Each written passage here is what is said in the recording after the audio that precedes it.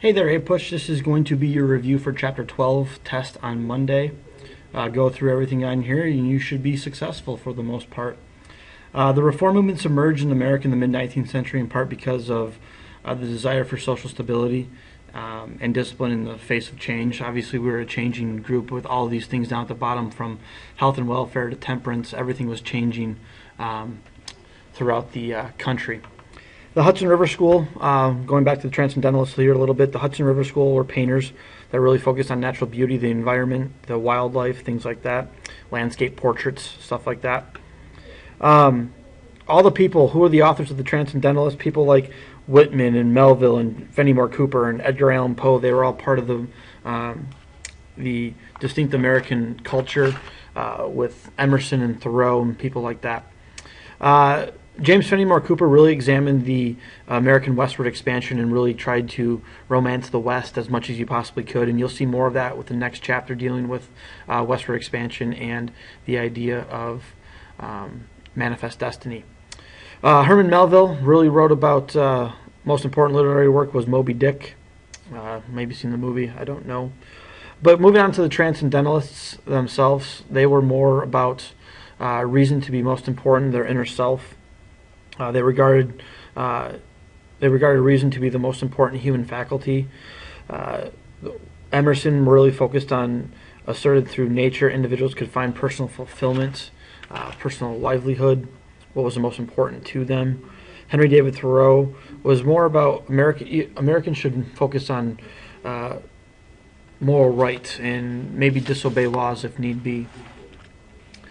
But really the whole movement was about environmental protection, focusing on the environment, what's out in the environment and nature, focus on nature more. Brook Farm was to permit all members to realize their full potential and individual beings. The idea of the Shaker, make sure you just go through the Shaker lifestyle, Shaker, everything about the Shaker ideals. Same thing with Mormon as well. Down here, but moving into the reform movements here, the temperance all the way down to Seneca Falls. Temperance, there was a huge rise in crime, and that will link to alcohol. Cholera epidemics in the United States were typically killed more than half the people who it came in contact with.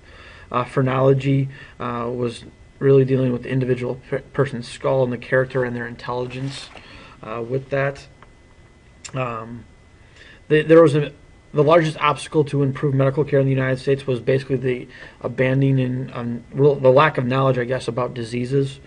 And then public education in the United States was really emphasized as independence and creativity in 1860, for that matter. The leader of the education side was Horace Mann, and he believed that a strong education would promote a stronger democracy.